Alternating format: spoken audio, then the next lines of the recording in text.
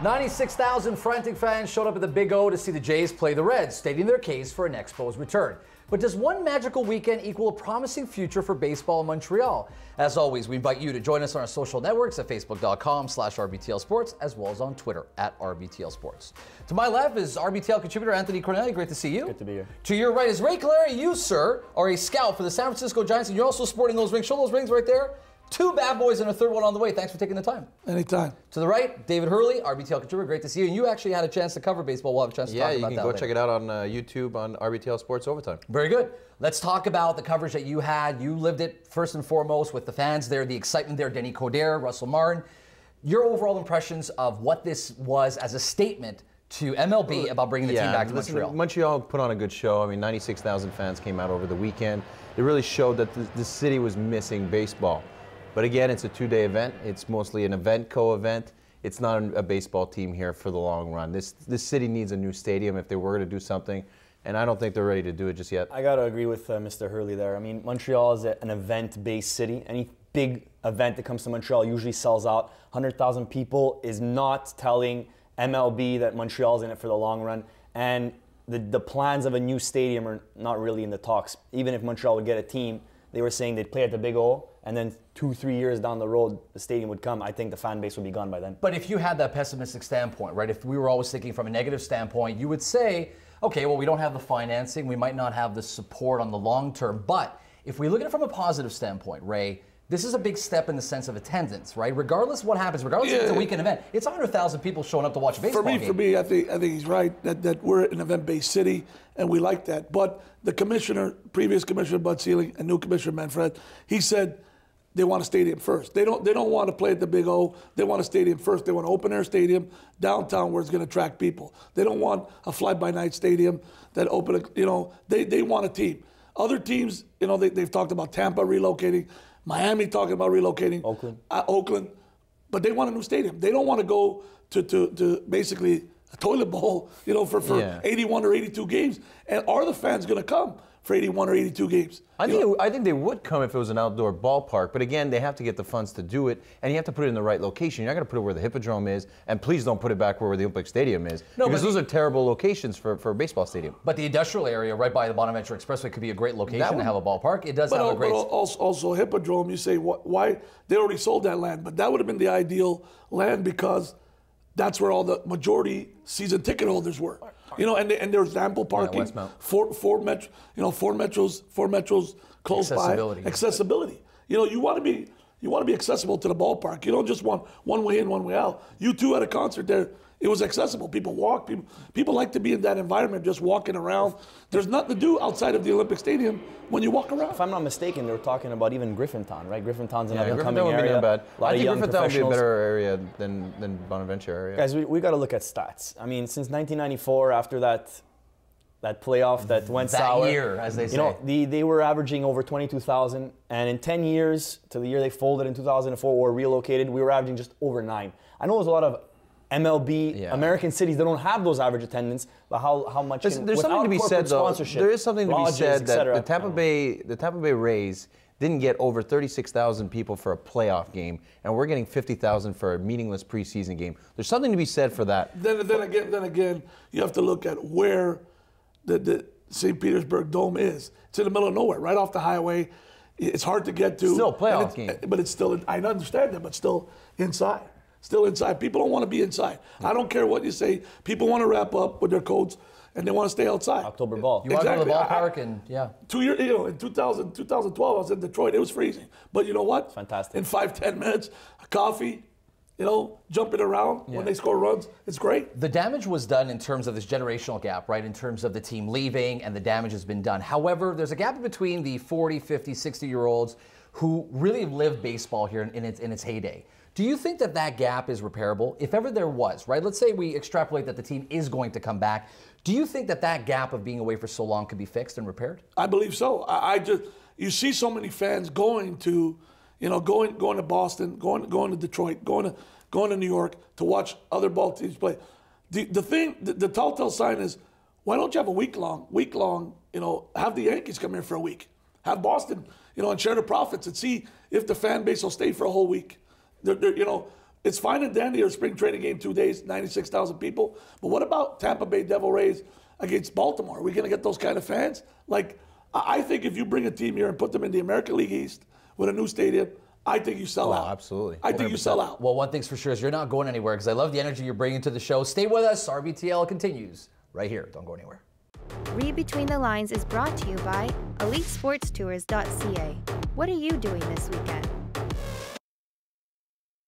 Hi, I'm Anthony Stevenson. You're watching Reid Between the Lines.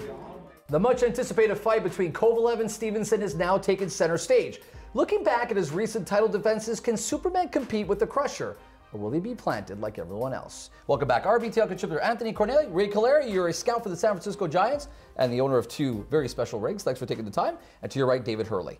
All right, so the time has come where finally Stevenson will face off against someone of stature, someone who's got a reputation, and someone who's a champion. Do you see Stevenson winning that fight if he goes up against Kovalev? Technically sound. He's got to be more technically sound. He can't just go in there as a puncher, because Kovalev, he proved it against, Bernard Hopkins. Bernard Hopkins technically sound. I don't care if he's 100 years old. He's technically sound. And, Jean Pascal, he fought Jean Pascal also. And you can't just go in, and punch this guy. This guy, these European fighters are technically sound, and they have a great history, amateur history, and they've paved their way, and they've done their homework, how to fight other guys. You can't just go in there and box, and punch this guy. He's going to tear him up. I got to agree with Ray. I mean, Kovalev came off of 5 fights that he won handily, including the 2 big ones against Hopkins and Pascal. And Stevenson, quite honest, he's coming off of three wins over B-class fighters. And as a puncher, as a left-handed hitter, these guys got to get into a rhythm. And right now, Kovalev's style is just bulldozing. He won't let Stevenson get into any sort of rhythm. And I think if they want to keep Stevenson's career going, I think his team should stay away. Listen, 2013 is a long way in the past, because Stevenson is not the fighter that he was when he was the fighter of the year. I think he's going to fight against Kovalev and he's going to get knocked out. I've said this before. People are saying Jean Pascal's got a great chin. Stevenson doesn't have the chin Jean Pascal has. And train better now with Roy Jones. Yeah. So not even Roy Jones can protect. Exactly. Jean Pascal. So he's going to get knocked out. Jean Pascal doesn't have the skill set that Stevenson does. Not only that, but you take a look at he's not a puncher. No, but Jean Pascal's a lot more creative and has so much more multidimensional than Stevenson is. Exactly. Which means Stevenson however, is one-dimensional. Punching power is what you need when it comes to Kovalev. And not only that, but Stevenson himself too. When you talk about B-class fighters that he's been up against, I don't know how many fighters can actually knock out the 4th, 5th, 6th, 7th ranked guys consistently on a regular night-in, night-out basis, no matter what division you're talking about. Stevenson He's making them look like B-class fighters, but they're not B-class fighters. They're guys who are ranked in the top 10. Stevenson reminds me of Clubber Lang in the Rocky movies. I think you can beat this guy. I just think he's going to come at face first, and he's going to get knocked out.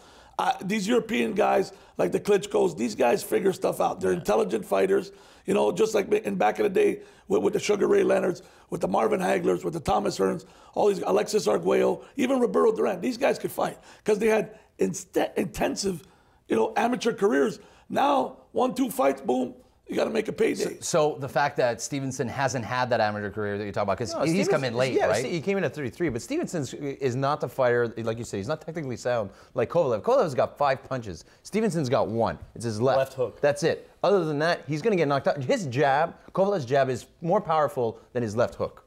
It's that bad. Kovalev is the best fighter right now in that division by far, and he'll be unified champion after their fight. Is there any chance whatsoever that Stevenson, with regards to his training, Sugar Hill, etc., is there any chance that he could surprise the world?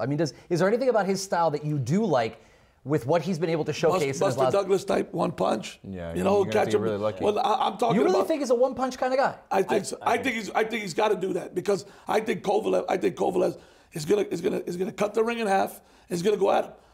Hey, Bernard Hopkins, say what you want to, with his skill set, whatever. Maybe slower, but you still have to box this guy for 12 rounds. Yeah. He took a heavy beating to Kovalev because this guy knew how to box. He couldn't run for this guy. But boxing is also very much axed on style, right? In terms of meshing the styles together. You look at the trifecta of Bernard Hopkins, Jean Pascal, and Chad Dawson. One of the guys loses to A loses to B loses to C. So it's very much a style issue as well. It's not just a skill set, it's also a style of fighting as well. Yeah, but Kovalev, he's going to adapt to any fighter that he fights, and you can see it in the way he studies his fighters, the way he comes into his approach. He always knocks guys out within the first 8 rounds. This guy's got some punching power. Didn't knock out Hopkins, but Hopkins, like you said, no matter if he's 100 years old, he was still a legend, and he's still one of the greatest of his time. And he knew how to fight. He knew what, Bernard Hopkins knew how to fight. He made himself into a fighter. You know what I mean? He fought De La Hoya's, all these guys. These guys knew how to fight. It's not by fluke that these guys with extensive, good amateur career, Roy Jones, all these guys, Oscar De La Hoya, these guys were not flukes because they put their time amateurizing it. Floyd Mayweather. These are legends of boxing. These are guys that you got to study, and you can't just come in there, with a regular crew and say, okay, we're going to take this guy on. Yeah. You could be in for a fall. Stay right there. We want to switch gears. We're having a scout of the San Francisco Giants as he's staying with us, and we're talking a little bit of basketball as we talk to Toronto Raptors. Don't go anywhere. Reid Between the Lines is brought to you by enconfiance.ca. Find your dream home.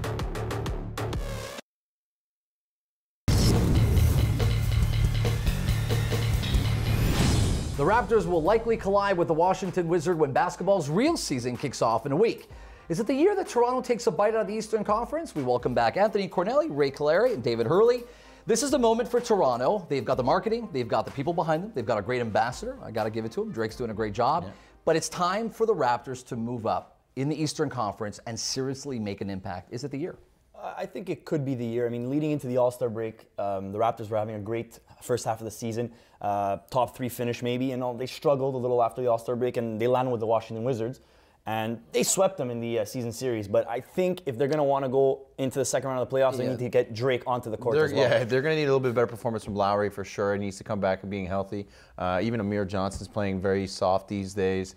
I think what they really need is they need to go into a round, get the crowd behind them. If they can escape Washington within the first 5 to 6 games and get to the second round, this season will be a win. Their optimal goal was to win a round this year and then make that next jump. And I think they have a chance to do it. But I think Washington is still going to pose a good task ahead of them. They're going to be tough to beat. I mean, both those teams were highly ranked at the beginning of the year, but the second half, they've both really slipped off. I disagree with you. I think that one playoff win is not enough for the Toronto Raptors.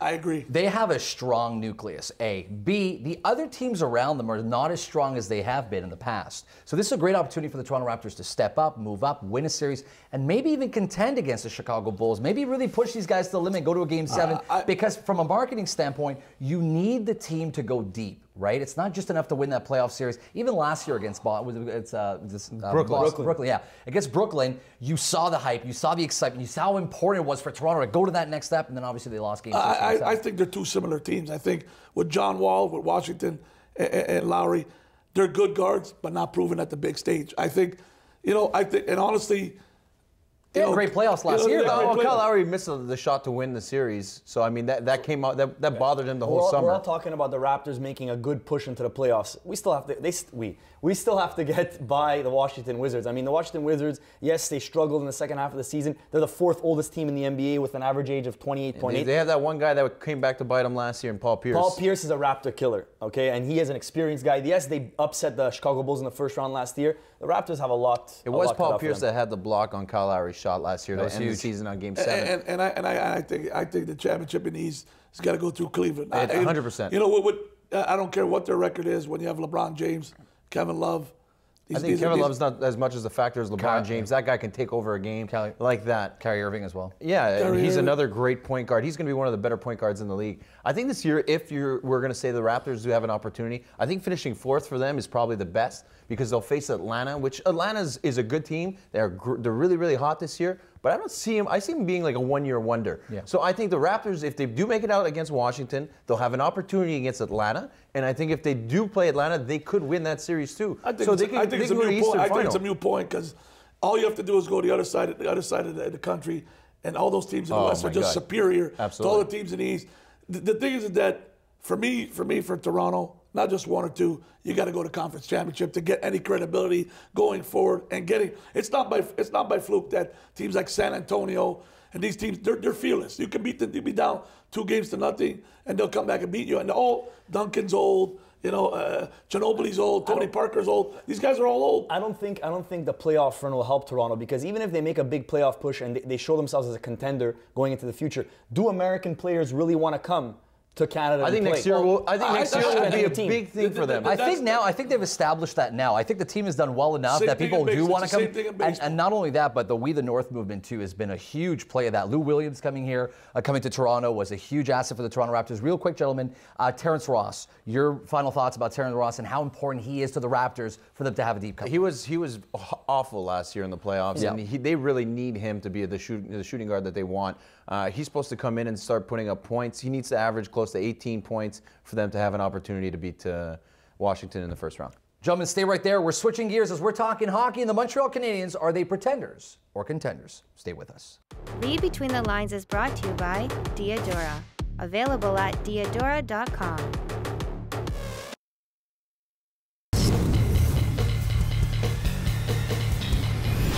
With the most dominant goaltender in the league between the pipes, Les Habitants will need much more than his stellar skill set to achieve a deep cup run. Is Montreal a pretender or a contender with regards to its firepower and offense up front? Welcome back, Anthony Cornelli, Ray Caleri, David Hurley.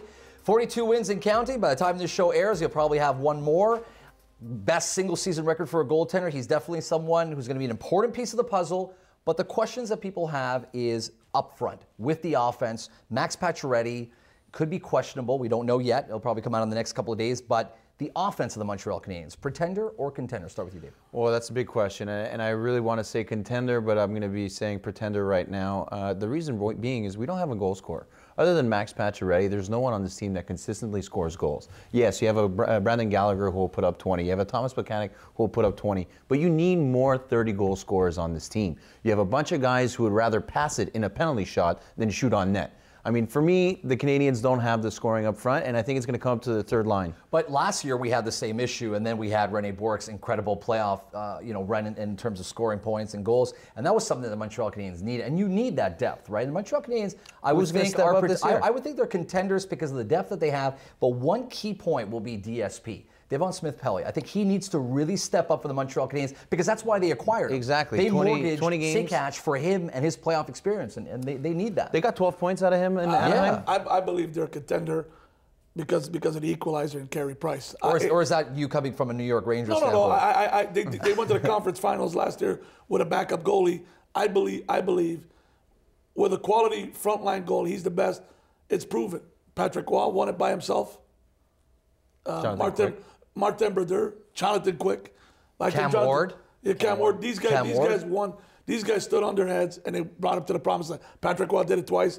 It wasn't a fluke. And Martin Brodeur did it where they'd score one goal and you could turn off the TV because it'd be 1-0 or 2-0. I'd have to disagree with you. I think they're pretenders. I mean, yes, Patrick Roy won the Stanley Cup in '93 on his own, but we played nobody. We lost 4 games on the way to the Stanley Cup final. The Canadiens are going to have to go through some tough teams in the East, and they're going to have to potentially go through one of the better teams in the West if they'd like to win the Stanley Cup. And when your second top scorer on your team is a defenseman and 2 of your top 5 are defensemen, you have problems. And I don't think the third line or the fourth line can take it in the playoffs the way we did last year, how guys like Rene Bourque stood up. David, and one name that's being thrown out there quite a bit, which you've been very, very, very critical, and I'll even throw another variant, is David Desharnais. He has been an integral part of the Montreal Canadiens in terms of how good they could be. Can he finally step up in the playoffs? Listen, 2 years ago against Ottawa, he was completely useless. I think he had 1 shot in 5 games.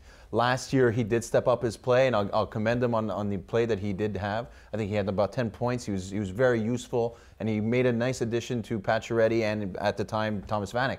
This year, will he be able to stand out again? If he doesn't have Max Pacioretty, I think we're in for an Ottawa series. I think you're right in that. I think in the playoffs, it's a big man's game.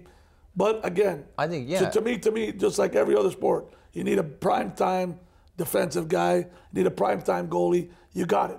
So just like a Price, right? Just like a big time pitcher. Once Carey Price is going to save 40 saves and he's going to score a goal. Guys, we got to look at the stats. The Canadiens are the lowest scoring team of all the division leaders heading into the playoffs. But he says something very interesting. Carey Price is the equalizer. That's fine, but Carey Price is the guy who throws out statistics into the garbage because they don't matter. We've won 8 of our last 20 games, not scoring more than 4 goals, and in all those losses, we score 1 or 2 goals. Now, if Carey Price doesn't stand on his head and allow less than 1 or 2, the Canadiens can't score enough goals to win the playoff round. Historically, in the last 10, 15 years, even with Patrick Roy, if you don't have these type of goalies, you're going nowhere. You're finishing in last place. These guys. That's why these guys are prime time goalies. That's why these guys are. Giguère did it with Anaheim back in the day. He won the Conn Smythe Trophy. Giguère did when he was in Anaheim, and he was 100%. Outstanding. I think Carey Price will be the leader if the Montreal Canadiens have a chance. But I think at the end of the day, it comes back to the third line. Devontae Smith-Pelly needs to step it up. Jacob De La Rose needs to play well. And Dale Weiss needs to score some timely goals for the Montreal Canadiens to have a chance. All I'm saying is Manny Malhotra's 59.3% winning face-off percentage is not going to help us, especially after he wins the face-off. He's got to jump off the ice. We'll keep that for another show. Ray, thanks for taking the time. Really great of you to step up on short notice. Anytime. We know we have a lot of stuff going on with regards to the San Francisco Giants. Where can people catch you or some of the things you're involved with? Are you sort of like a more low-key, humble kind of guy? I try to stay low-key as much as I can. Stay under the radar. Very good. I'll be in San Diego at the end of the month. Hopefully we'll hook up. Thanks for taking the time. Really appreciate it. Anytime. Stay with us. My rant is up next. You don't want to miss it. Reid Between the Lines is brought to you by lavalcosm.com. It's ball hockey time. Reid Between the Lines is brought to you by tilmar.ca. Innovative designs in the ceramic industry. Not many fans have as much devotion as the Habs faithful. Our engagement and passion borders on the holiest, and we wear it like a badge of honor. But it's a badge that's not without its blemishes. You see, if you read between the lines, you'll see that at times, hockey hooliganism has ruined that image. And with the playoffs around the corner, this is a call to make it right. Montreal fans first made a mess of things at the infamous Richard riot in 1955. Outrage at their star being suspended for knocking out a linesman. Montreal descended into chaos, with death threats sent, $100,000 in property damage, 37 injuries, and 100 arrests to show for it. After a couple decades of relative quiet, some Rogue fans decided to go all Jerry Springer in a 7-game playoff win against the Bruins in 2008 and after ousting the Penguins in 2010. Post-game celebrations were marred by broken store windows, tear gas, and burnt police cars. Which brings me to the point that has me face-palming myself. In both cases just mentioned, we won. Guys, we won. What in the name of Kurt Cobain are we doing, bro? When did screaming like a banshee and high-fiving perfect strangers in the street become outdated? And just because we won doesn't make it right. Now just imagine if we would have lost. Let's not even think about that. Which leads to the final point. Montreal fans, don't be that guy. Say what you want, but in sports, reputation matters. And as a city, do we really want to be known as this guy? You know, the guy who gets plastered in front of his boss at the office Christmas party. I mean, as a city, do we really want to be in the company of our BC brothers who turned Vancouver into a war zone after falling to the Bruins in the finals? As a city, do we really want to get into soccer hooliganism status? They have such an affection for anarchy, there's a movie series playing on their idiocy. Good job, guys. Listen, we're Montreal. We're not Manchester. Les Canadiens have an untouchable reputation of winning on the ice. Let's make this a call to make sure we match that greatness off the ice. So get out of your face paint, brace yourself for a wild ride this postseason, but above all, stay classy, Hab fans. On behalf of the entire team, I'm Adam Reid. Thanks for being with us. Catering services courtesy of piattorustico.com, authentic Italian cuisine. Adam Reid's wardrobe provided by